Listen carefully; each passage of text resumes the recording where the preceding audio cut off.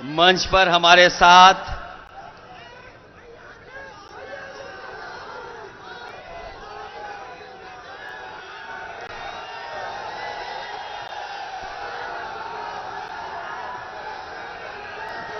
इस बार तो कुछ जोश और तरह का दिख रहा है और ये अच्छा है कि पीलीभीत का चुनाव पहले चरण में ही है और पहले चरण में ही हम लोग खुशखबरी सुनने जा रहे हैं।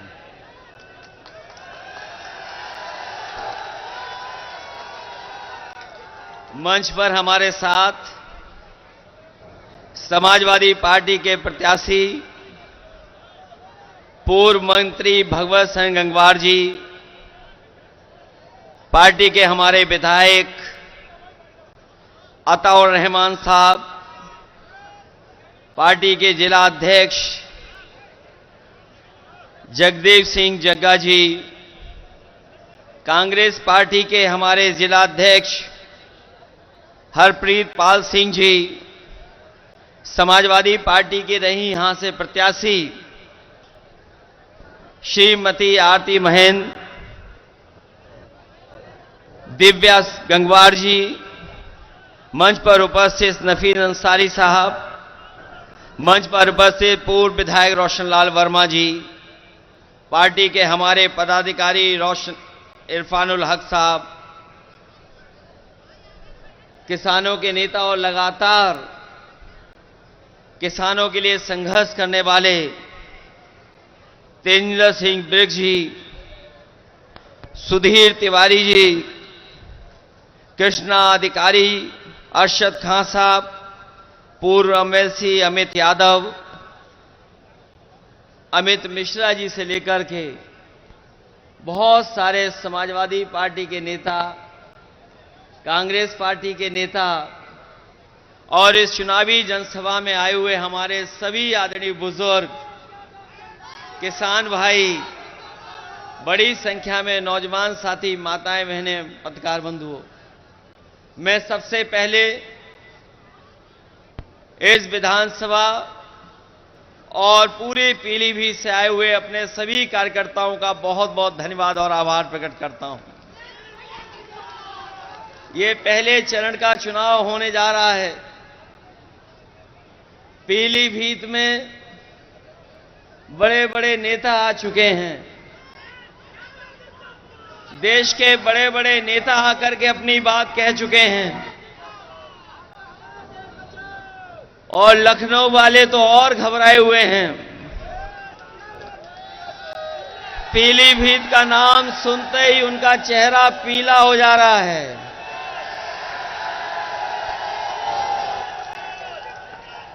पीलीभीत का नाम सुनते ही भारतीय जनता पार्टी के तमाम नेताओं का चेहरा पीला हो जा रहा है और ये इसीलिए हो रहा है कि यहां की जनता ने इस बार मन बना लिया है और समाजवादी पार्टी को ऐतिहासिक वोटों से जिता करके भेजना चाहती है। हमारे यहां किसान भाई हैं,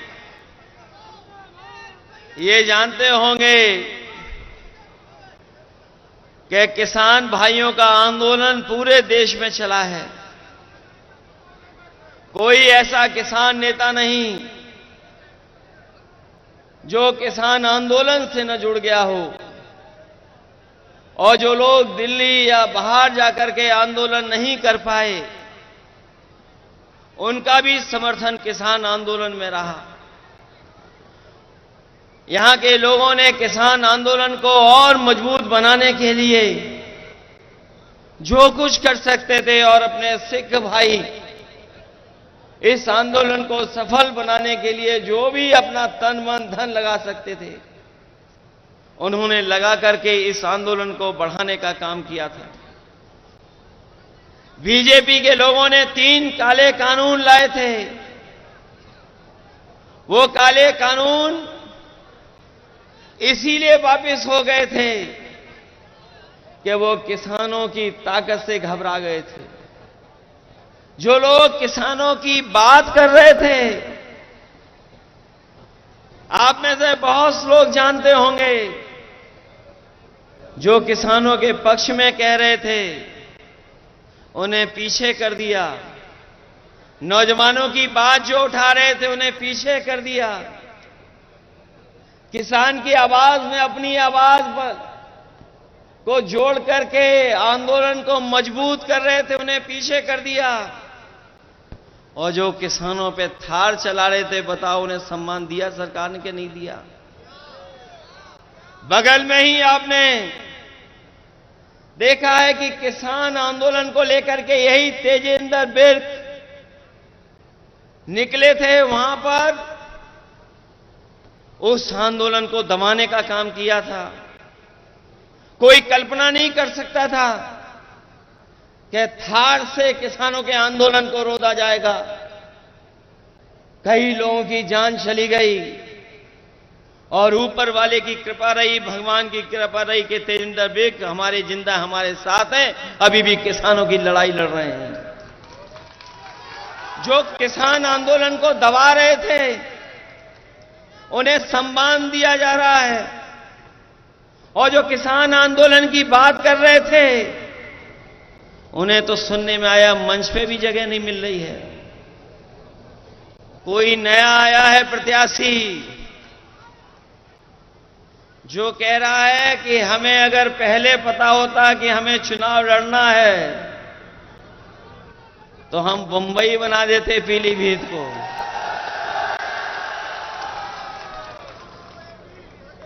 ये कौन सी बात है भाई कि प्रत्याशी कह रहे थे, बीजेपी के प्रत्याशी कह रहे हैं कि उन्हें पहले ही पता होता तो वो बंबई बना देते। हम उनसे कहते हैं इसको बंबई मत बनाओ, बंबई का जो काम होता है थोड़ा वो ही करके दिखा दो यहां पर। वैसे तो हमारी बंबई शहर अर्थव्यवस्था की राजधानी है, अर्थव्यवस्था के लिए जाना जाता है, राजधानी अर्थव्यवस्था की। लेकिन वहां नाच गाना भी होता है, लोग उसके लिए भी बंबई जाते हैं। ये बीजेपी के प्रत्याशी कौन सा पीलीभीत बनाना चाहते हैं, इनके बारे में पता नहीं है आपको? ये कई दल घुमाए हैं, इनका मामला सेटिंग हो जाता तो दूसरे दल में भी चले जाते। बनने को तो कुछ और थे, बनाया तो कुछ और जाना था इन्हें, लेकिन इन्हें सड़क मंत्री बना दिया गया है। और सड़क मंत्री ही बनते बताओ कितने रुपए का घोटाला किया था, किसी को याद है? उत्तर प्रदेश के सब रिकॉर्ड तोड़ दिए थे। ट्रांसफर पोस्टिंग को लेकर के उत्तर प्रदेश के सब रिकॉर्ड टूट गए। तब इनके अधिकारी यूएससी को हटाना पड़ा था। क्या पीलीभीत की सब सड़कें गड्ढा मुक्त हो गई हैं क्या? ये मंत्री जी बताएं, 40,000 करोड़ से ज्यादा, 40,000 करोड़ से ज्यादा पैसा गड्ढा मुक्ति में ये बीजेपी खर्च कर चुकी है। कहीं गड्ढे भर गए क्या? और जो काम समाजवादियों ने कभी किया था पुल सड़क को लेकर के, उनको भी ये सरकार पूरा नहीं कर पाई है। और अपनी जो योजनाएं चलाई गई हैं उनको भी पूरा नहीं कर पाई है सरकार। और चुनाव बाद पता नहीं कहां चले जाएंगे ये। जो मंत्री होता है उसका सांसद बनकर के दिल नहीं लगता है, इसलिए जानबूझ करके थोपा जा रहा है इन्हें कि पैसे वाले हैं, चुनाव लड़ लेंगे। पैसे वाला मामला है, उसमें चुनाव लड़ लेंगे, लेकिन यहां का किसान, यहां का गरीब, यहां का नौजवान बीजेपी के लोगों को सबक सिखाने जा रहा है। एक एक वोट देकर के समाजवादी पार्टी को जिताएगा। जब से ये दिल्ली वाले आए हैं, महंगाई तो बढ़ाई है, और महंगाई इतनी बढ़ाई है जिसकी आप कल्पना नहीं कर सकते। महंगाई बढ़ती चली जा रही है, चाहे वो डीजल हो, पेट्रोल हो, जरूरत के सामान हो, उन सबको महंगा कर दिया सरकार ने। 2014 से लेकर के 2024 का हिसाब लगाए महंगाई का, बताओ महंगाई कितना गुना बढ़ गई है। अगर हिसाब किताब लगाओगे तो महंगाई कई गुना कई चीजों की बढ़ी है। ये सरकार महंगाई नहीं रोक रही, और जब महंगाई रोकनी थी तो इन्होंने चंदा वसूलने का काम किया। आप में से पढ़ा होगा लोगों ने कि ये दावा करने के भ्रष्टाचारी बचेंगे नहीं, लेकिन भ्रष्टाचार बढ़ाने का काम कोई कर रहा है तो वो भारतीय जनता पार्टी के लोग कर रहे हैं। और ये नया तरीका निकाला है दिल्ली वालों ने। ये इलेक्टोरल बॉन्ड जो बनाए गए हैं, इलेक्टोरल बॉन्ड के माध्यम से बताओ वसूली हो रही है कि नहीं हो रही है। और ऐसी वसूली तो दुनिया में नहीं होगी। जिस कंपनी का कोई कारोबार नहीं, जिस कंपनी का मुनाफा कुछ भी नहीं, वो उस कंपनी से सरकार ने वसूला है पैसा। हम और आप लोग जानते हैं चंदे में क्या दिया जाता है, थोड़ा बहुत दिया जाता है। क्या चंदे में 1000 करोड़ रुपए दिए जाते हैं? क्या चंदे में 500 करोड़ रुपए दिए जाते हैं? क्या चंदे में 300 करोड़ रुपए दिए जाते हैं? ये सरकार ऐसी है जिसने इलेक्टोरल बॉन्ड के नाम पर बड़े बड़े उद्योगपतियों को सीबीआई, ईडी, इनकम टैक्स से डरा करके इन्होंने वसूलने का काम किया है। और ऐसी वसूली पूरे देश ने नहीं देखी होगी जैसी सरकार में हुई है। ये वही बीजेपी के लोग हैं। याद कीजिए, इन्होंने कहा था कि नोटबंदी के बाद कोई भ्रष्टाचार नहीं होगा, कोई काला धन नहीं कमा पाएगा। बताओ ये इलेक्टोरल बॉन्ड सफेद को काला करने वाला इंतजाम हुआ है कि नहीं है? काले को सफेद कर लिया कि नहीं कर लिया बीजेपी ने? नोटबंदी में भी किया और इलेक्टोरल बॉन्ड में भी कर लिया। इस सरकार ने जितना पैसा वसूला है उसकी वजह से ही महंगाई है। सोचिए कभी, जिन उद्योगपतियों से ये वसूल लेंगे पैसा, क्या वो नहीं कमाएंगे मुनाफा? क्योंकि मुनाफा कमा रहे हैं इसीलिए महंगाई है, भ्रष्टाचार है इसीलिए महंगाई है।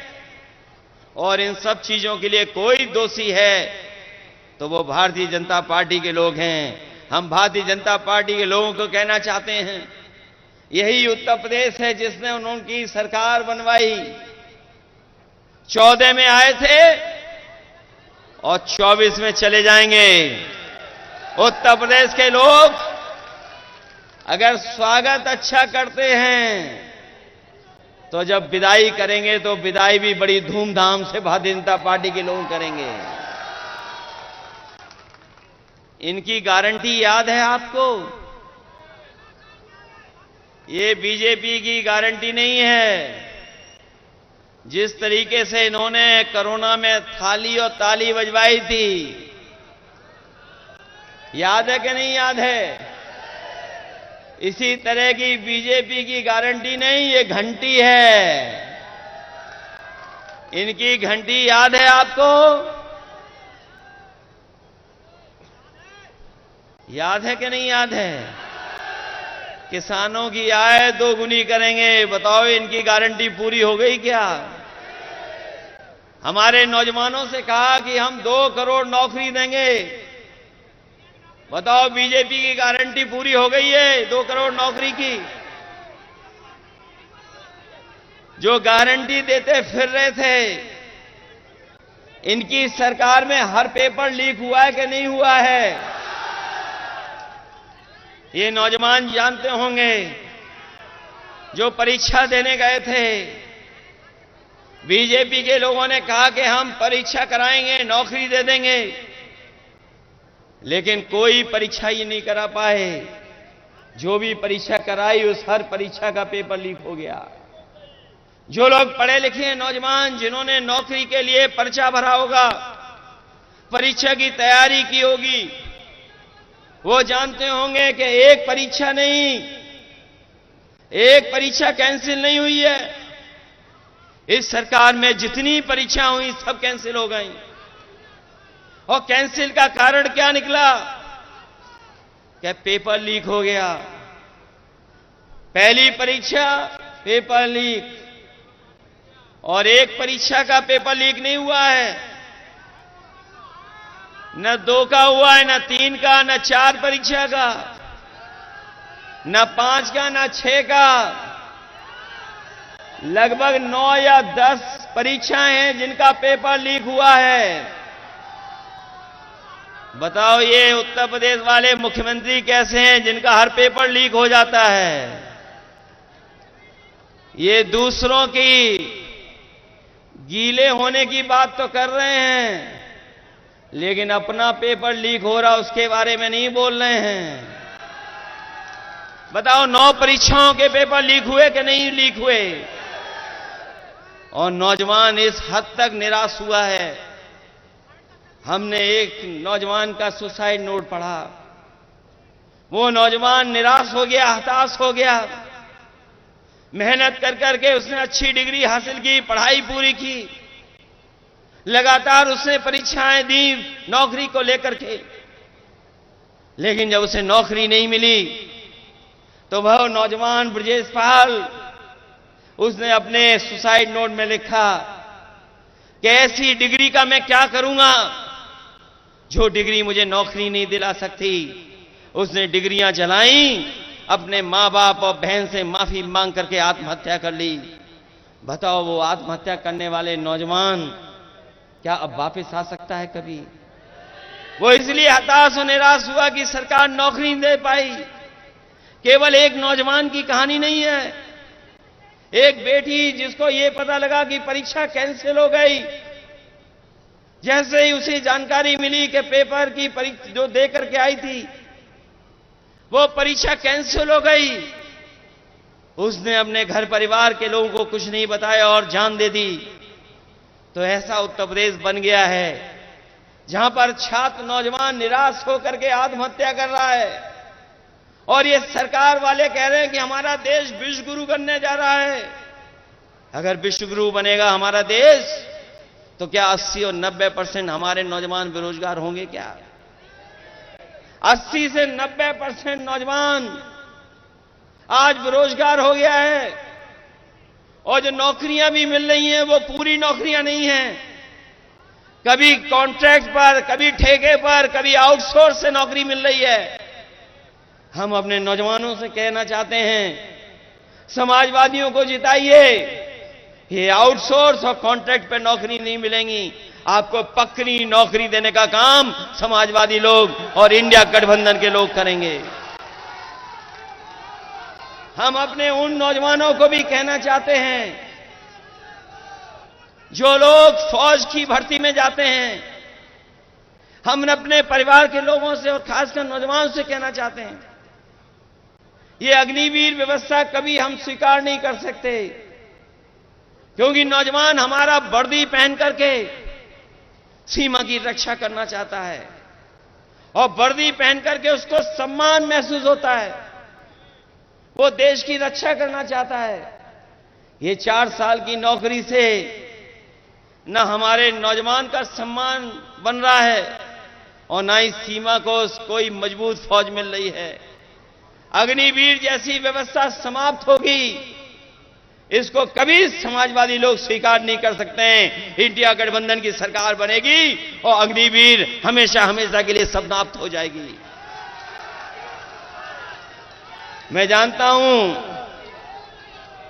कि ये हमारे उत्तर प्रदेश की पुलिस जो खाकी वर्दी पहनती है, ये भी कभी कभी हम लोगों को डराती है। ये हमारे कार्यकर्ताओं को डराने लगती है। ये इसलिए डरा रहे हैं क्योंकि अभी इनकी पक्की नौकरी है। ये बीजेपी वाले आ गए तो अभी तो 4 साल की फौज की नौकरी की है। इन खाकी वालों की 3 साल नौकरी होगी। 3 साल से ज्यादा नौकरी नहीं कर पाओगे। बताओ ये किसके साथ खड़े होंगे जब इन्हें पता लगेगा कि इनकी तो नौकरी केवल 3 साल की है। फौज की नौकरी कितने साल की? और अगर इनकी नौकरी इन्होंने बीजेपी वालों ने कर दी 3 साल की, तो ये क्या करेंगे जाके घर पर? इधर हमें पता है खेतों को बचाने के लिए बहुत जानवर घूम रहे हैं। सड़कों पर जानवर, गांव में खेती में जानवर, और पीलीभीत में तो जंगली जानवरों से किसान परेशान है। हमारे देश के और प्रदेश के बड़े बीजेपी के नेताओं को सब पता रहता है, लेकिन उन्हें यह नहीं पता है कि पीलीभीत में लगभग 300 किसानों की जान जा चुकी है, गरीबों की जान चुकी है। बताओ जान गई है कि नहीं गई है जानवरों से?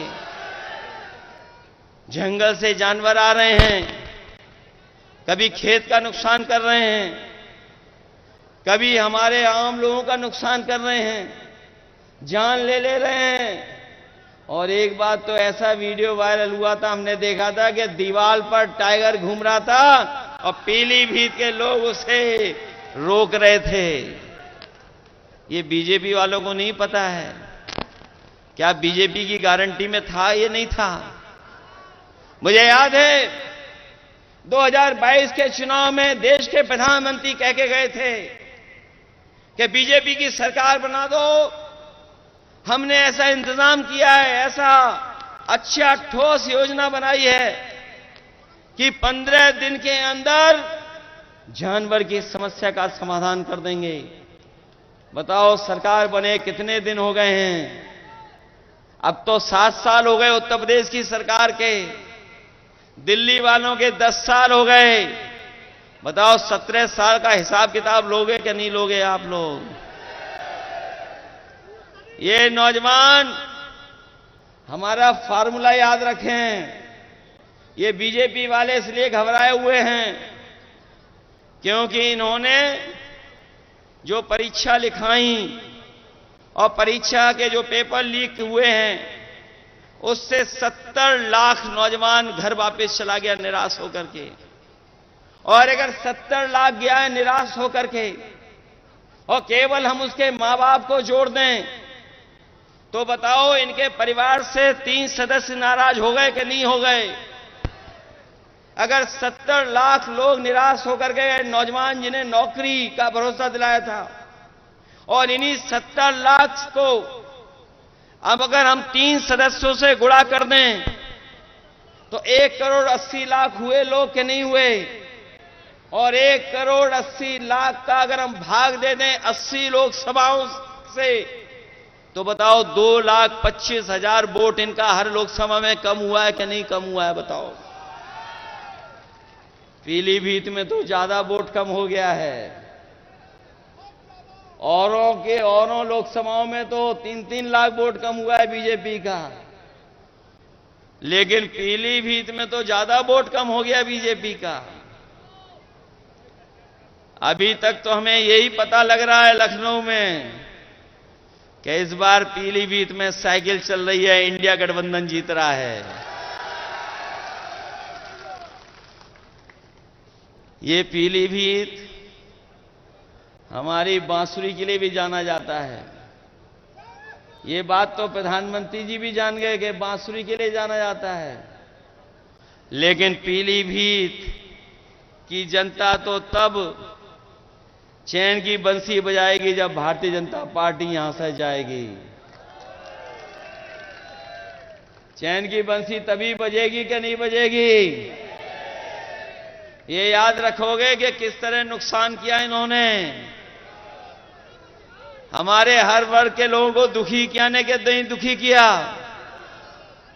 हम तो अपने सभी गुरुओं, संत और सबको प्रणाम करते हैं और अपने सिख भाइयों से भी कहेंगे कि इन्होंने अपने मान सम्मान से कभी समझौता नहीं किया और कभी भी अगर देश की रक्षा के लिए इन्हें अपनी जान भी न्यौछावर करनी पड़ी होगी तो हमारे सिख समाज के लोग कभी पीछे नहीं हटे होंगे। इसलिए हमारे सिख समाज ने देखा है किस तरीके से आंदोलन चला था, कितने लोगों की जान चली गई।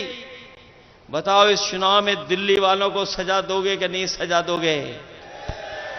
अपने वोट से इनको सजा दिलाओगे कि नहीं? ये हमारे आपके भविष्य का चुनाव तो है ही है, लेकिन ये देश के भविष्य का चुनाव भी है। ये चुनाव संविधान बचाने का भी चुनाव है। ये चुनाव हमारा लोकतंत्र बचाने का भी चुनाव है और ये चुनाव हमारे आपके भाईचारा की जो मोहब्बत का और प्रेम से हम लोग रहते आए हैं, जो हमारे भारत की पहचान है, हमारी संस्कृति की पहचान है, उसको बचाने का भी चुनाव है। इसलिए चुनाव आप अपना चुनाव समझ करके और आने वाली पीढ़ी के भविष्य का भी चुनाव है। सोचो अगर संविधान को खतरा हो जाएगा तो बताओ हमारे अधिकार छीने जाएंगे कि नहीं छीने जाएंगे? जो अधिकार हमें मिले लड़ करके देश की आजादी दिलाने के लिए इस देश के लोग एक हो गए थे, तब देश की आजादी मिली थी। आज फिर हमें एक बार अपने संविधान और लोकतंत्र को बचाने के लिए लड़ना पड़ेगा। बताओ आप लड़ोगे कि नहीं लड़ोगे?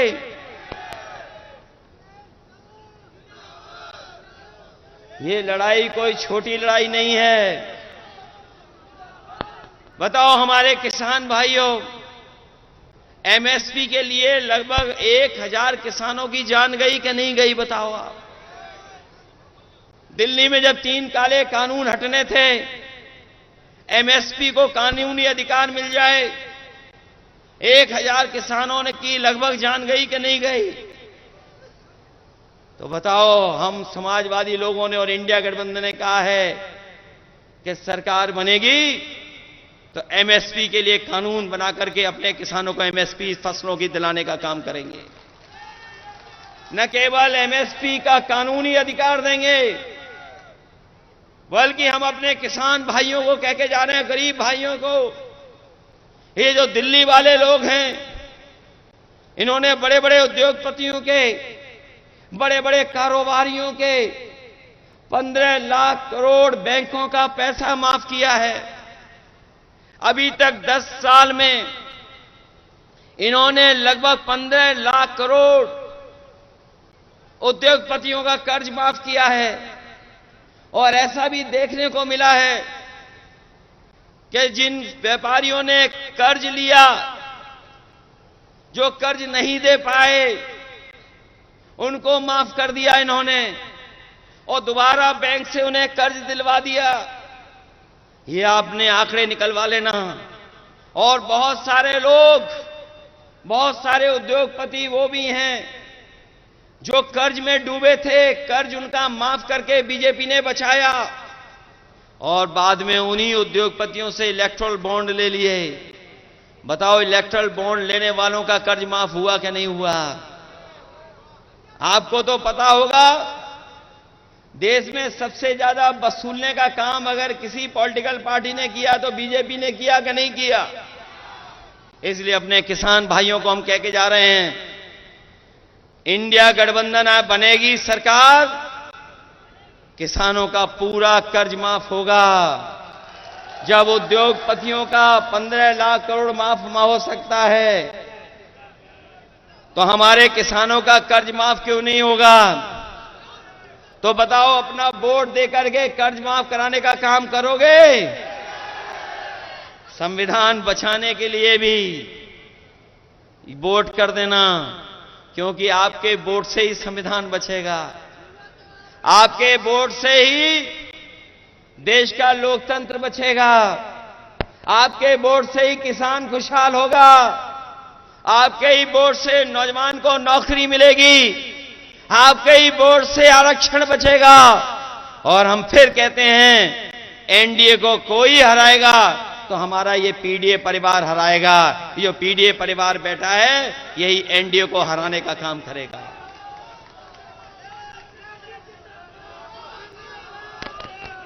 वैसे तो हमारे साथी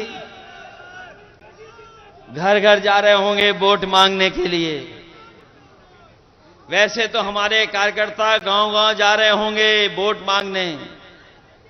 बताओ गांव गांव जाओगे वोट मांगने कि नहीं जाओगे? हर घर वोट मांगने जाओगे कि नहीं जाओगे? हमारा आपसे निवेदन है, हमारा आपसे अपील है, हमारी आपसे प्रार्थना है।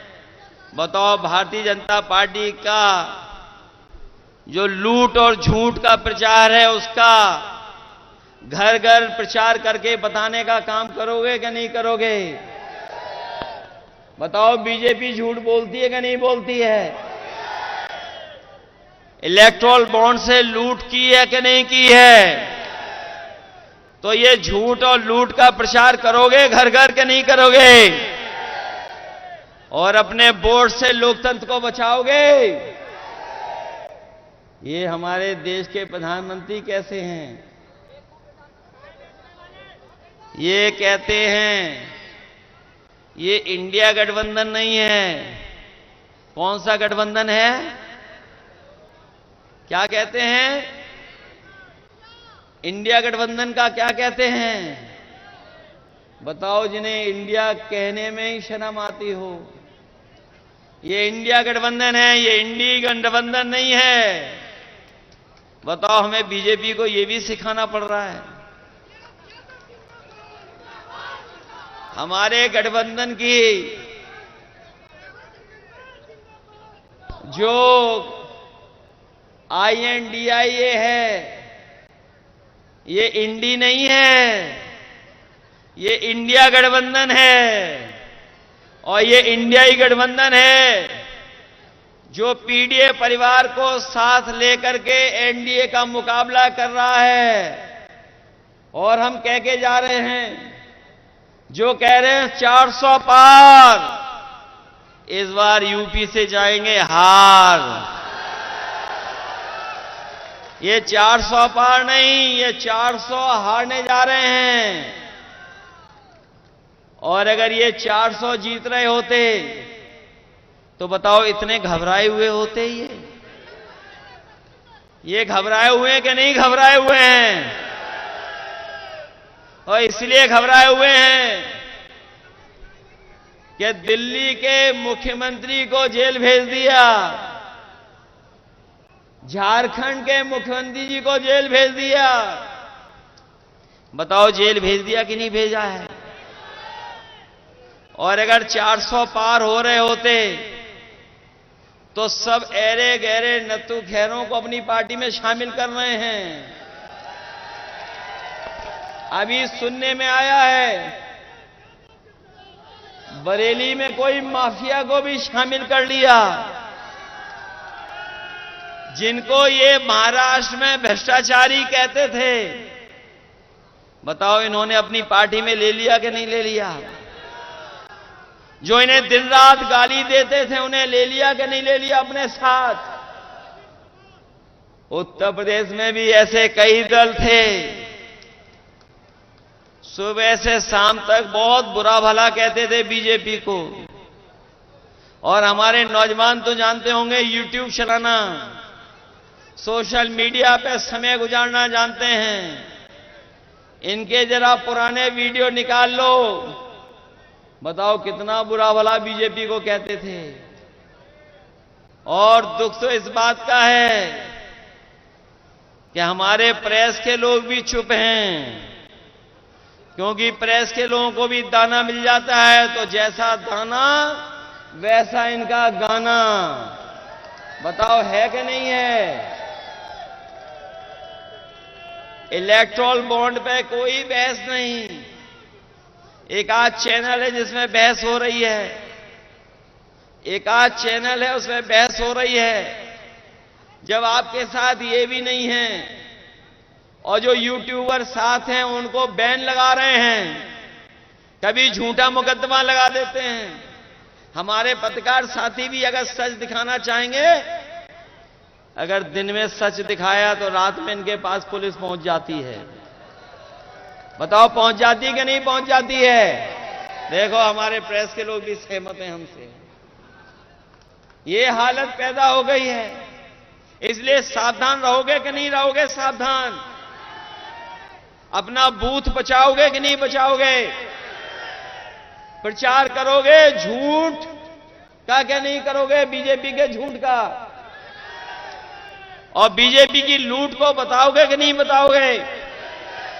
बीजेपी की यही पहचान है, झूठ और लूट। इसके अलावा इन्होंने कुछ नहीं किया। पिछले 10 साल में केवल झूठ बोला है और लूटने का काम किया है। इनको बताओ हराओगे इस चुनाव में कि नहीं हराओगे? इसलिए ये मौका मिला है हम सबको, हम आपको सबको मौका मिला है लोकतंत्र बचाने का, लोकतंत्र के साथ साथ संविधान बचाने का और साथ साथ अपने अन्याय से मुकाबला करने का। ये बीजेपी के लोग पूरे उत्तर प्रदेश और देश को पीछे ले जा रहे हैं। लोग कहते हैं कि हम दुनिया में कहां पहुंच गए हैं, लेकिन अगर दुनिया की गरीबी के पैरामीटर्स अगर हम देखें तो गरीबी में हम कई देश जो हमारे पड़ोसी हैं उनसे भी नीचे जा रहे हैं। हम महंगाई में भी उन देशों के मुकाबले पीछे चले गए, बेरोजगारी में भी पीछे चले गए और दुनिया में सबसे ज्यादा कर्ज अगर किसी देश के ऊपर है तो वो भारत पर है। बताओ अगर कर्ज वाला देश होगा तो क्या दुनिया में हमारा पहचान बनेगी क्या? इसलिए आपको सोचना होगा, इस देश को बचाने के लिए आपको करना पड़ेगा। इसीलिए मैं आप सबसे अपील और निवेदन करने आया हूं कि समाजवादी पार्टी के एक मजबूत प्रत्याशी हैं भगवत सिंह गंगवार, इनकी मदद करने का काम करना है। बताओ इनके पक्ष में समीकरण है कि नहीं है? ये अग्निवीर और पेपर लीक वाले नौजवान हमारी बूथ में मदद करने का काम करना। बताओ करोगे कि नहीं करोगे? इस पीलीभीत में न इलाज मिल रहा है, न दवाइयां हैं और जो व्यवस्था समाजवादियों ने बनाई थी एम्बुलेंस की, वो एम्बुलेंस की व्यवस्था भी खत्म कर दी और पुलिस को 100 नंबर वाली गाड़ी दी थी। बताओ गाड़ी को खराब कर दिया पुलिस ने क्या नहीं खराब कर दिया? और 100 से कौन सा नंबर कर दिया? इन्हें लगा इनका भी रेट बढ़ गया तो इन्होंने भी रेट बढ़ा लिया। बताओ रेट बढ़ा लिया कि नहीं बढ़ा लिया? इसलिए ऐसे लोगों के खिलाफ मतदान करोगे तभी जाकर के हमारा लोकतंत्र बचेगा। इन्हीं शब्दों के साथ मैं आए हुए सभी लोगों का बहुत बहुत धन्यवाद देता हूं। आए हुए किसान भाइयों का धन्यवाद देता हूं, आए हुए नौजवानों का धन्यवाद देता हूं। मुझे पूरा भरोसा है कि आप सब लोग मिलकर के इस देश को बचाने का काम करेंगे, लोकतंत्र को बचाने का काम करेंगे, संविधान को बचाने का काम करेंगे। और जो मैंने आपसे निवेदन किया है कि बीजेपी की जो पहचान बन गई है लूट की और झूठ की, उसको घर पहुंचाने का काम करना।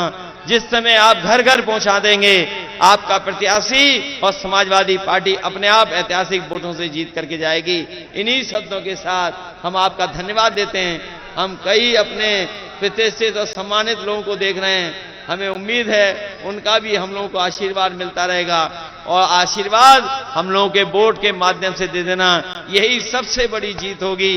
जो लोग उत्तर प्रदेश में आए हैं 14 में, वो 24 में जा रहे हैं। जब विदाई हो तो पीलीभीत से भी बड़ी धूमधाम से विदाई हो इन लोगों की, लाखों वोटों से हरा करके भेज देना। आप